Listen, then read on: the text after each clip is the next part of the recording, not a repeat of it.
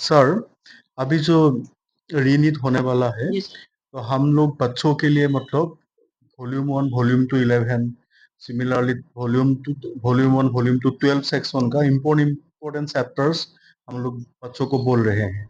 तो आज से हम लोग केमिस्ट्री सीरीज का भी स्टार्ट करेंगे। तो केमिस्ट्री का 11 पार्ट 1 जो है, और मतलब पार्ट 1 जो वॉल्यूम 1 है, उसमें से मतलब इम्पोर्टेंट टॉपिक्स विद चैप्टर्स और कितना क्वेश्चन एक्सपेक्टेड है, मतलब ये मालूम होने पे बच्चा लोग हाँ उसमें सर। जोर दे पाएंगे। यस। तो आपसे हम मतलब जानने वाले हैं। हेलो बच्चों, तो क्लास 11 में जो वॉल्यूम 1 है, उसमें बहुत हाई वेटेज के चैप्टर सब हैं। जैसे वॉल्यूम 1 में सबसे पहला हाई वेटेज का चैप्टर है इक्विलिब्रियम। उससे 5 क्वेश्चन आता ही आता है। उसमें बहुत सारे इंपॉर्टेंट टॉपिक है, जैसे उसमें केमिकल इक्विलिब्रियम है, उसके बाद आयनिक इक्विलिब्रियम है। तो आयनिक से सबसे ज़्यादा क्वेश्चन आता है। तो आयनिक में आपको पीएच का जो वैल्यू है, उस पे जितने भी न्यूमेरिकल बेस्ड क्वेश्चन है वो कर लेना है। फिर सॉल्युबिलिटी प्रोडक्ट से क्वेश्चन आता है। इसके अलावा आपका एसिडिटी, बेसिसिटी, आरएनएस इक्वेशन, ये सब आपका पूरा का पूरा इक्विलिब्रियम में आपको पढ़ना है। इसके अलावा भी कुछ ऐसे टॉपिक है जो इक्विलिब्रियम में आपको पढ़ के जाना है, जिसका नाम है आपका ली-चैटलियर प्रिंसिपल। इसके अलावा इक्विलिब्रियम चैप्टर के अलावा आपको थर्मोडायनेमिक्स पर पूरा फोकस करना है, क्योंकि थर्मोडायनेमिक्स में एंथैल्पी, एंटॉल्पी, इसके बाद आपका हेस लॉ, उससे बहुत सारे क्वेश्चन आते हैं। और जो भी क्वेश्चन आता है थर्मोडायनेमिक्स में, वो कम से 3 से 4 क्वेश्चन के करीब में आपको आता है थर्मोडायनेमिक्स में।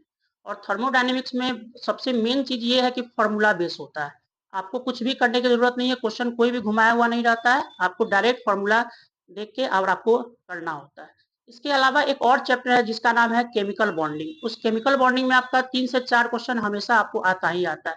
उसमें आपका वैस्पर थ्योरी रहता है, वीपीटी थ्योरी रहता है, MOT theory, bond angle, bond length, यही सब आपसे पूछता है। उसके बाद एक और चैप्टर है जिसका नाम है एटॉमिक स्ट्रक्चर। उससे ज्यादा क्वेश्चन आता नहीं, 1 से 2 क्वेश्चन आता है, वो आ भी सकता है, नहीं भी आ सकता है। तो उसमें बोर्ड मॉडल का क्वेश्चन रहेगा सबसे पहली बार, क्वांटम नंबर से रिलेटेड क्वेश्चन रहेगा। इसके अलावा आपका जो भी प्रिंसिपल सब है थोड़ा बहुत, वो भी आपसे पूछ देगा, जैसे डी ब्रोगली प्रिंसिपल, ये सब है। इसके अलावा आपका एक और चैप्टर है जिसका नाम है मोल कंसेप्ट, जिसको some basic concept of chemistry से बोलते हैं। तो उसमें भी आपका 2-3 टॉपिक है ही इंपॉर्टेंट है, सारा चैप्टर पढ़ने की जरूरत नहीं है। 2-3 टॉपिक है, जैसे आपका लिमिटिंग रिएजेंट करना है, मोल से रिलेटेड जितने भी क्वेश्चन सब है, मतलब जितने रिलेशन सब है, मोलालिटी, मोल फ्रैक्शन, ये सब आपको कर लेना है।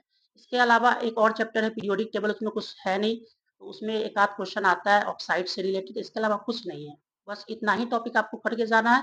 अच्छा से अच्छा स्कोर आप कर पाइएगा।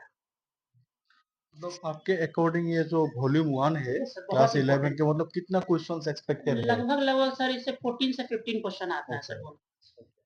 তো ছাৰে তোমালোকক 14 to 15 কুৱেশ্যনছ ভলিউম 1 পৰা আহিব বুলি কৈছে। তোমালোকে সেইমতে টপিকছবোৰ ভালকে ষ্টাডি কৰা, কৰি যাতে কেমেষ্ট্ৰিৰ যি 45 কুৱেশ্যনছ আছে তাৰ পৰা যি 14 কুৱেশ্যনছ তোমালোকে যাতে গুড স্ক'ৰ কৰিব পাৰা। ঠিক আছে? আৰু আমাৰ যিখিনি ক্লাছসমূহ প্ৰপাৰ বেটছৰ 2027 কাৰণে অলৰেডি ষ্টাৰ্ট হৈছে।